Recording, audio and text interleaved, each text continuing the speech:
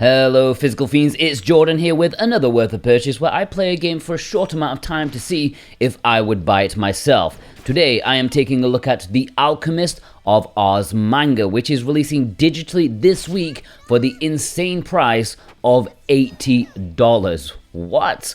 But this is physical paradise. I only care about physical releases, and this does have one. Links are down below in the description and pinned comment.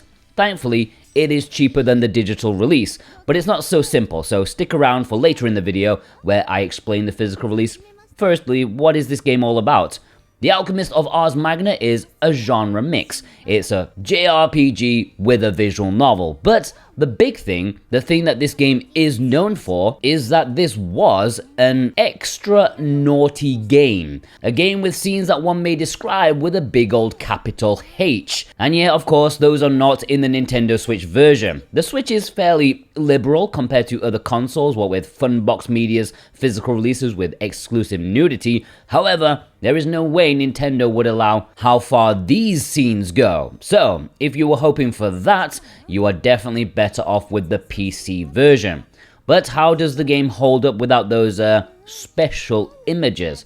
Well, alright, I suppose, but I do have to tell you, while it is a genre mix, this is still like 95% visual novel. It takes about 2 hours just to get to the actual dungeon aspect of it and the battle, so if you're coming for an RPG, you might want to back out of this video slowly. The story is mildly interesting. I have to say I'm not exactly a huge fan of VNs that have romance aspects, flirting, awkward situations, which despite this being a plot-focused VN, because of the PC version being what it is, there's obviously a bunch of, this kind of situation in this game. Aside from that though, the story has a decent premise. There is a magical world full of alchemy where a kingdom is under threat as a corrosive dust is edging towards them. It kills and destroys everything that it touches. After 100 years, the kingdom is still fully focused on combating it and have an alchemic and magic academy to get as many students as possible on the case. The academy is sort of like Hogwarts with different houses who are rivals, which adds some competitive tension to it, and some antagonists that just aren't dust. Dust is not that scary. You are a dude who is the son of a famous alchemist, and so you've got added pressure on your shoulders to be a star student. But you're a pretty chill dude. I've only played like 3 hours so far, but I like the fact that the main character is just a chill guy. He borders the line of bland, but not quite. He's not like overly quirky. I think they've got the balance right just enough. You have a support cast of mostly female and demons who look like females, you know what I mean, and they seem varied enough. I've not been fully captivated by the story, but the world building, that's pretty good. The characters are fine. I've got no major qualms about it so far. Eventually, once you do get to the gameplay, you get to like a board game area which you move on. Some points have events, some have healing properties, you can get treasure, and of course, battles, which is fine. If you've played any first-person dungeon crawling JRPG before, you've played this before, and it personifies the word serviceable. It's not presented in the best way. It's rough. The interface looks like something I could whip up, and I have no programming or design experience. There is a decent mechanic called crests where you equip monsters you've defeated to give you stat boosts and extra attacks, but again, it does seem very simplistic in my time with the game so far. Is it bad?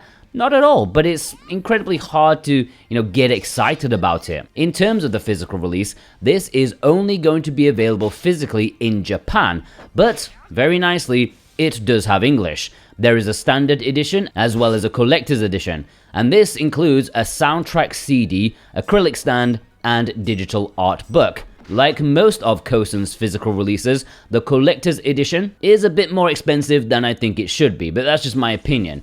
It's releasing physically this week, and if you want to purchase it, check the links down below in the description and pinned comment. You can help support me if you do that, plus I can support you too with the code Jordan24. That will give you 5% off, and the code should be good until the end of the year. And it is worth noting, once again, that in the West, this is $80 on the eShop, $80 for a digital copy, whereas the Japanese physical is like 50 or something last time I checked. So if that's not reason enough to purchase a physical over digital, I don't know what is. Would I buy this myself though?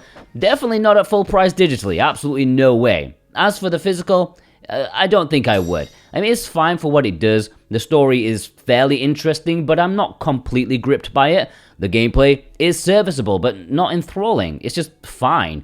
I wouldn't mind reading the story through, but I'd need it to be much cheaper, and I'm not going to rush out to purchase this myself. Maybe if it gets a decent discount. And you know, if you're a huge fan of VNs, you'll probably enjoy it. I like VNs, of course I do, but I'm rather picky about them, and I rarely have the time to enjoy them myself. If you're in it for the JRPG, you're just going to want to stay away, okay?